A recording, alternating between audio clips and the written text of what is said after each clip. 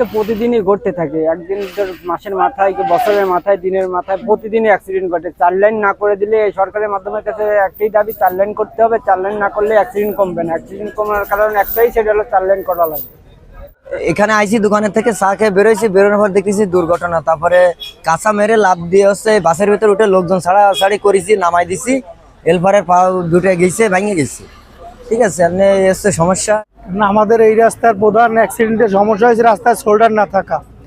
এই রাস্তাটা যদি ফোর লাইনে উন্নত করা হয় তাহলে এই অ্যাক্সিডেন্টগুলো হবে না।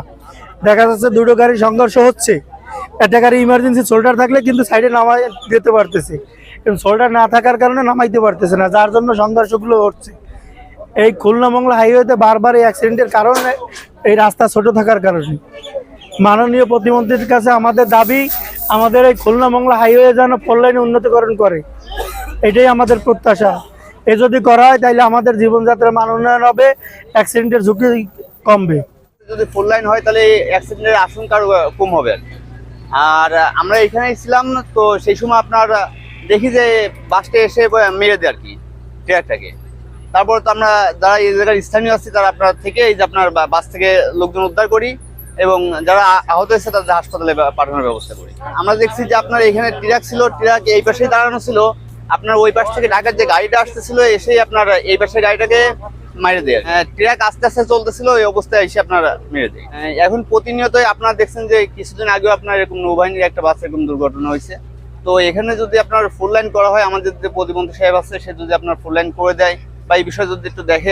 জানতে পেলাম যে এখানে অর্থাৎ এই আপাবাড়িতে একটা অ্যাক্সিডেন্ট ঘটেছে আমাদের আরমান পরিবহন। এই পরিবহনটা দীর্ঘদিন ধরে এই রাস্তায় চলে এবং গ্যাসের একটা ট্রাক। তো শুনে আমরা দ্রুত এখানে চলে আসলাম। আসার পরে যদিও যাত্রীদেরকে পাই নাই, তবে যতটুকু জানছি যে বেশ কিছু যাত্রী মারাত্মকভাবে আহত হয়েছে। তাদেরকে খুলনা মেডিকেল কলেজ হাসপাতাল এবং ঝঞ্ঝনিয়া আমাদের যে সরকারি হাসপাতাল আছে সেখানে তাদেরকে প্রেরণ করা হয়েছে। তো আমি একটা জোর দাবি জানাতে চাই আমাদের, বিশেষ করে আমাদের মন্ত্রী মহোদয়ের কাছে, আমাদের প্রতিমন্ত্রী ডক্টর লায়ন ফরিদ সাহেবের কাছে, যেহেতু উনি এই অঞ্চলের আমাদের অভিভাবক, অচিরেই যেন এই লেনের উপর মারাত্মক চাপ হচ্ছে। এই শিল্পায়নের ফলে গাড়ি ঘোড়া বিভিন্ন ধরনের যানবাহনের প্রচণ্ড ভিড় পরিলক্ষিত হয় এই রাস্তায়। ফলে এটা 5 লেন করা একান্ত দরকার। এই রাস্তাটা দ্রুততার সাথে উনি যেমন আমাদের সেতু নিয়ে কথা বলেছেন, মংলা সেতু নিয়ে, তদ্রূপ উনি যেন সংসদে আমাদের মাননীয় প্রধানমন্ত্রীর কাছ থেকে এই 5 লেনটা অনুমোদন করিয়ে আনেন এবং অচিরে আমরা আশা করব এই অঞ্চলে মানুষ এই রাস্তাটা 5 লেন হলে এই প্রতিনিয়ত যে দুর্ঘটনাটা আমাদের এই রাস্তায় ঘটে থাকে এটার থেকে হয়তো আমরা নিষ্কৃতি পাবো ইনশাল্লাহ।